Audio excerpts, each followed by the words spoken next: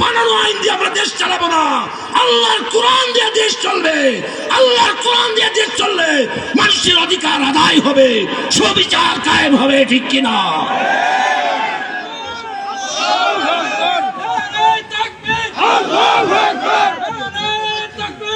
আমরা চাই মানুষের সুবিচার। বিগত 16টা বছর মানুষ বিচার পায়নি, কি বলেন? মানুষ সুবিচার পায়নি, জুলুমের শিকার হয়েছিল। বলছিলাম পেশাব চরমনার মনে আশা আল্লাহ পূর্ণ করছেন।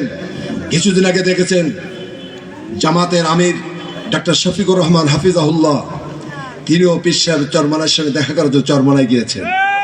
দুই আমিরের একই কথা ছিল, আমরা বাংলার জনগণের পক্ষে সামনে আগামী নির্বাচনে ভোটের বাক্স একটাই দেব, ঠিক কিনা? এতে খুশির বিষয় না?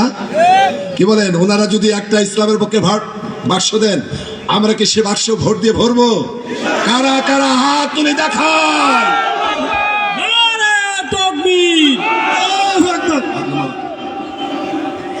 আবার দেখেন একটা দল, যে দলটি মাঝে মাঝে কিছু কথাগুলো শরীর বিরোধী বলে ফেলেন, ঠিক কিনা? যে দলটি স্বপ্নে দেখছেন আগামী দিনে ক্ষমতায় যাবেন, আপনারা এই চিন্তা করেন না, আগামী দিনে ক্ষমতায় যাবে একমাত্র ইসলামী দল। বাংলার মানুষ এখন ইসলামী দলের সঙ্গে রয়েছে।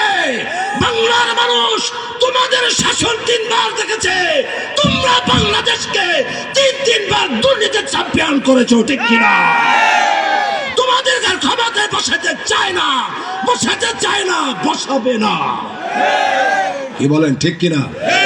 নতুন করে তোমরা আর আমাদেরকে কিছু বোঝানো যাবে না, চেষ্টা করিও না। এবার আমরা বাংলার জনগণ শপথ করেছি, ইসলামের বাক্সে আমরা ভোট দেব। আমরা শপথ করেছি, আমার 1000 ছাত্রের রক্তের বিনিময় এই 16 বছরের স্বৈরাচার জানেন দেশ ছেড়ে পালিয়েছে। আগামীতে আর কোন স্বৈর শাসককে এই দেশের ক্ষমতায় বসাই